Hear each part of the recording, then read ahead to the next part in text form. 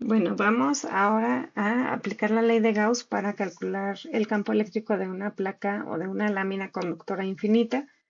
Y en este caso, la diferencia es que como la carga ahora no nada más la encontramos en una línea, sino que ahora se distribuye a lo largo de una superficie infinita.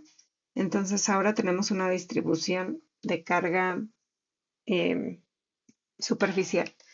Entonces, hacemos básicamente lo mismo. Casi estos dos primeros puntos son primordiales para que nosotros primero tengamos em, el diagrama con la vista lateral y la vista superior para que nos ayude a pues, darnos una idea más general de cómo se está comportando el campo eléctrico y cómo vamos a empezar a medir el flujo eléctrico.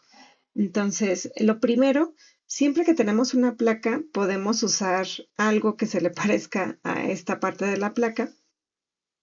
Y habíamos dicho que podemos usar, o lo que usamos es algo que se le parece. Lo más que se parece es un cubo.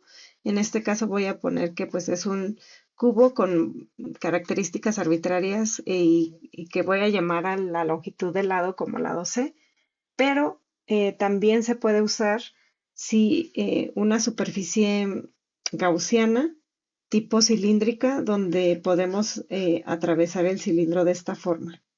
Entonces, pero bueno, en este caso pues vamos a usar el cubo. Después vamos a ver cómo quedan las líneas de campo eléctrico y para esto pues tenemos que definir cómo queda nuestro diagrama. Entonces voy a poner la vista lateral. Cuando nosotros vemos la vista lateral de una hoja, pues solamente vemos una línea. Entonces pongo punteado alrededor porque realmente pues no lo estamos viendo completo.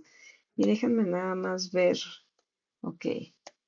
La superficie gaussiana la puse en, eh, a ver, era naranja.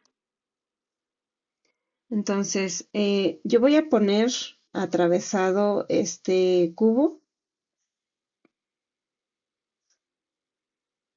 Mm, mm, Aquí va a salir. Solamente vamos a ver la mitad del cubo, la otra mitad del cubo está en la parte de atrás. Pero si nosotros lo vemos de forma lateral, solamente lo vamos a ver una de las caras. Y se me olvida, como es una superficie imaginaria, la voy a poner punteada. Entonces solamente estamos viendo una de las caras, ahí más o menos. Y aquí voy a indicar que este es el tamaño C. Entonces, esta es el cubo gaussiano. Y tenemos que poner el objeto, la superficie gaussiana, y de esto ya nada más nos queda el campo eléctrico. Entonces, el campo eléctrico sale de forma perpendicular, como tiene dos caras, pues básicamente va a estar saliendo el campo eléctrico por ambos lados.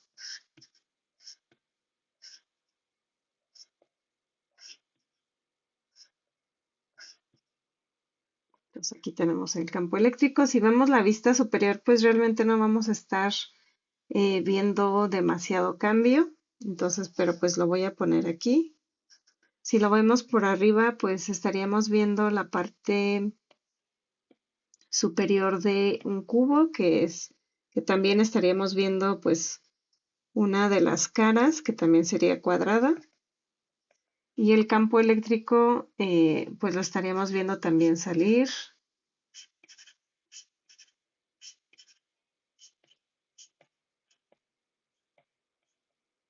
Entonces, este es el campo eléctrico.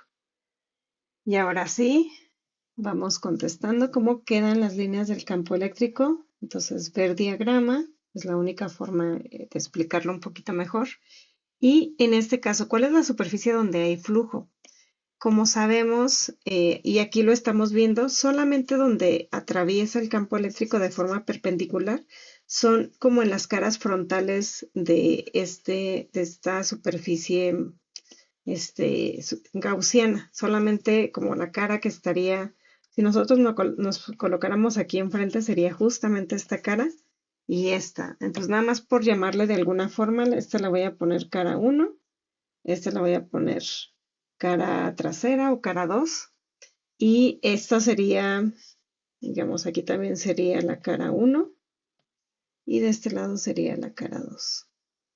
Entonces, ¿cuál es la superficie donde hay flujo? Solo en la cara frontal o 1, entre paréntesis voy a ponerle 1, y trasera, que es 2. Entonces, esta sería la frontal o 1, y la que no estamos viendo del otro lado, que es paralela a esta superficie, pues sería la otra.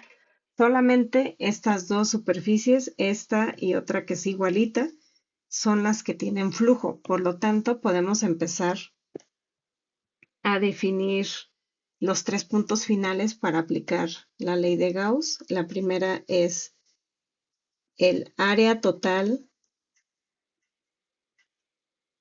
donde tenemos flujo.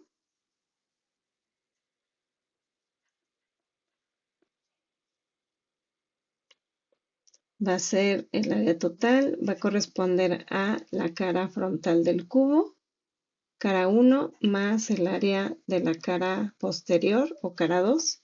Y como son caras de un cubo, es lado por lado, que es c cuadrada más c cuadrada. Entonces, en este caso, el área total queda como 2c cuadrada. El siguiente punto es calcular la carga encerrada.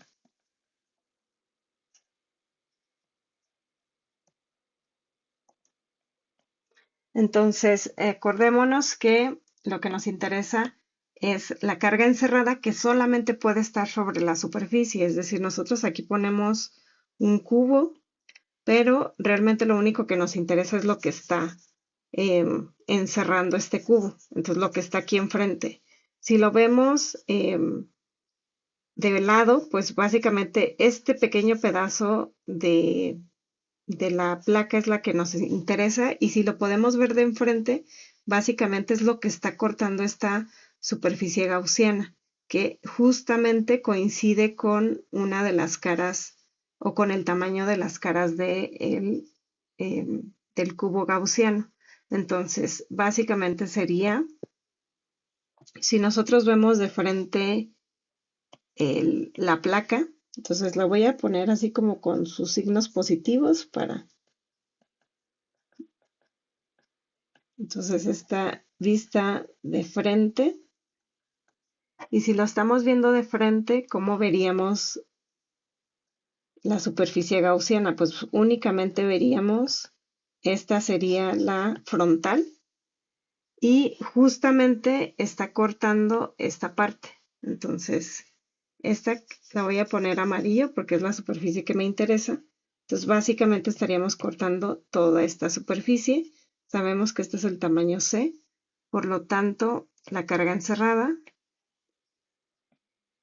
al ser una superficie, corresponde a su densidad superficial por su área encerrada, que es sigma.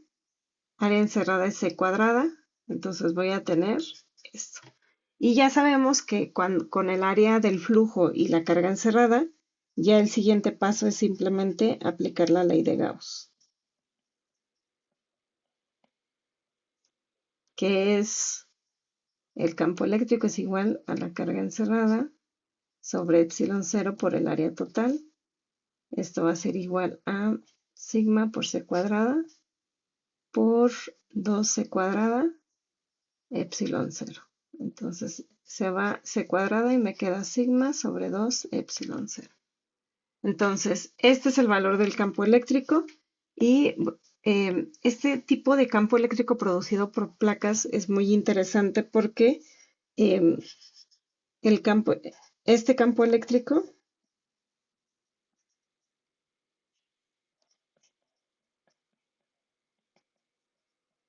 es constante, no depende de la posición y mantiene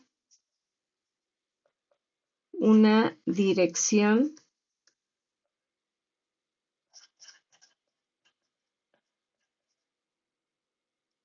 constante. ¿Por qué decimos que mantiene una dirección constante? Porque si nosotros nos colocamos aquí y nos vamos alejando, la dirección del campo eléctrico siempre la vemos que va en la misma dirección y además aquí o muy lejos de esta placa, el campo eléctrico siempre va a valer sigma sobre 2 epsilon 0, no depende de la distancia. Entonces, este tipo de campo eléctrico es un campo eléctrico constante y uniforme, muy utilizado para la parte de aplicaciones y solamente vamos a agregar que eh, la dirección de este campo eléctrico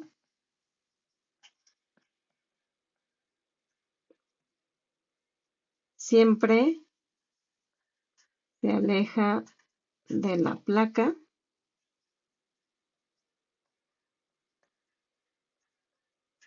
de forma perpendicular y con eso es más que suficiente.